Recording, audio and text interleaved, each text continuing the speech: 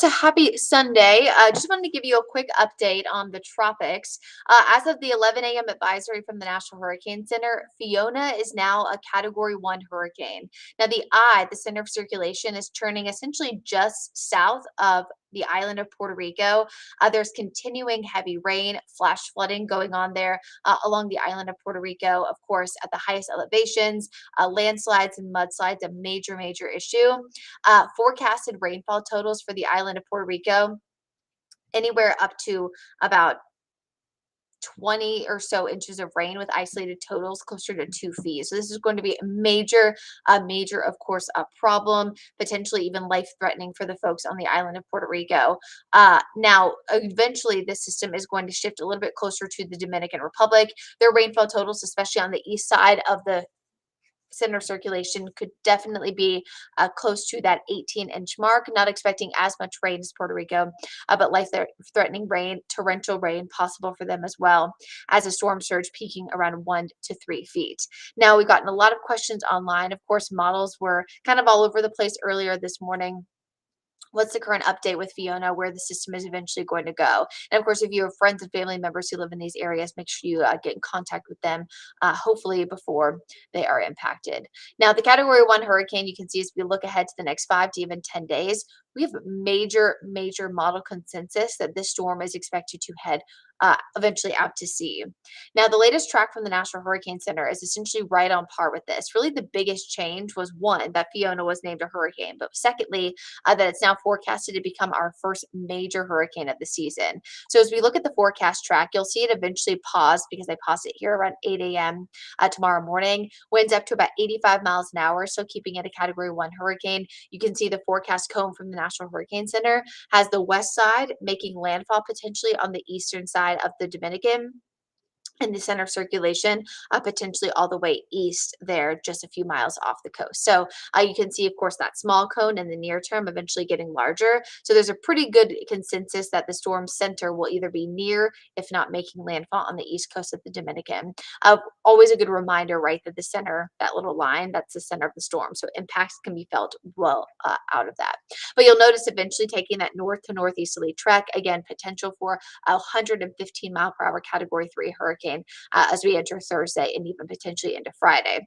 So, million-dollar question, right? Why is the storm expected to stay away from the Carolina coast? Well, the Bermuda high pressure, which is always present across the Atlantic Ocean around this time of year, you can see kind of hard, right? Because normally I can draw on this, but we'll go with it, right?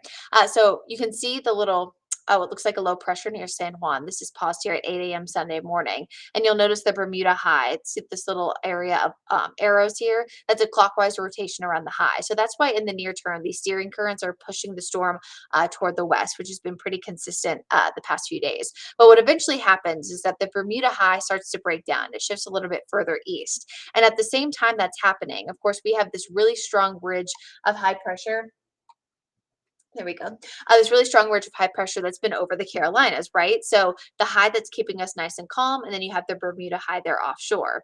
Now, what's going to happen is that those two highs kind of breaking apart from each other, they're going to allow for a tiny little sliver there of positioning in between. Tropical storms and hurricanes take the path of least resistance. So as we get that break in the highs, as they kind of move apart, that's going to create the perfect path for Fiona to take that northerly trek. So the steering current's essentially shifting it just to the north, and eventually toward the north and east, actually, as the Bermuda high breaks down even more so.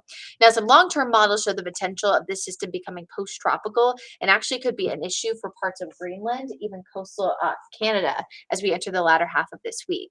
But what you'll notice there is that center of circulation, while it does not have a direct impact right to the east coast, there is the potential for elevated rip currents and dangerous beach conditions, some elevated swells for the east coast of the U.S. by later on this week and even into the weekend. So while a direct landfall not in the cards for us, which we're very thankful for that here on the eastern seaboard, we could have some minor impacts there for the coastal Carolinas Thursday, Friday, and into the weekend. Again, elevated rip currents, very similar overall to what they saw with Earl. I am getting a message from Joy. Will this be as bad as Maria? Because Maria, Joy, was a Category 4 major hurricane when it made landfall, easy answer is no. but still with a category 1, they can have, of course, torrential rain, up to 2 feet of rain possible, storm surge 1 to 3 feet, gusty wind, of course, as well. The current winds are at about 80 miles per hour. So while it's not going to be as bad as Maria necessarily, it is still a major impact to the islands. And of course, today is 2 days before the 5-year anniversary of Hurricane Maria making landfall in Puerto Rico. That was September 20th of 2017. So very unfortunate. Of course, thoughts and prayers for those folks there. But yes, someone mentioning breathing a sigh of relief in Florida. Definitely happy for that. And generally, we get a better idea of where these storms will go the closer to. We'll continue to update these forecasts for you and continue to keep you updated here with WCNC Charlotte. Of course, you can always get the latest forecast right from the WCNC Charlotte mobile app. Of course, social media, myself, Brad, Chris, Larry, KJ, always updating that as well. A quick little update for you. There's one other system out in the tropics, low chance of development. It's likely not going to develop. And even if it did, it's not coming here. So again, we are talking about Hurricane Fiona. This was the tropical storm we've been watching for a few days now. It was, as of the 11 a.m. update, upgraded to a category 1 hurricane.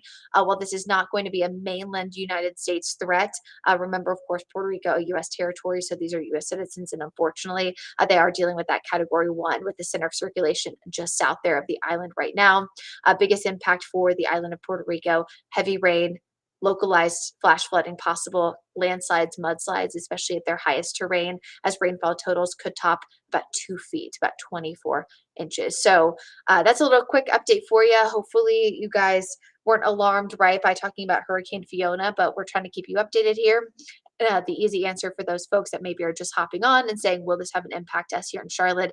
Answer is no. We could have some impacts to the coastline just with rip currents and higher swells as we wrap up this week and heading into next weekend. For an update on what's going on locally with the forecast, of course, you can always download the WCNC Charlotte mobile app, and we have the update as well over on WCNC.com. I'll leave you with have a happy and safe Sunday here, as we are very thankful that our local weather is so calm and we're not dealing with a hurricane.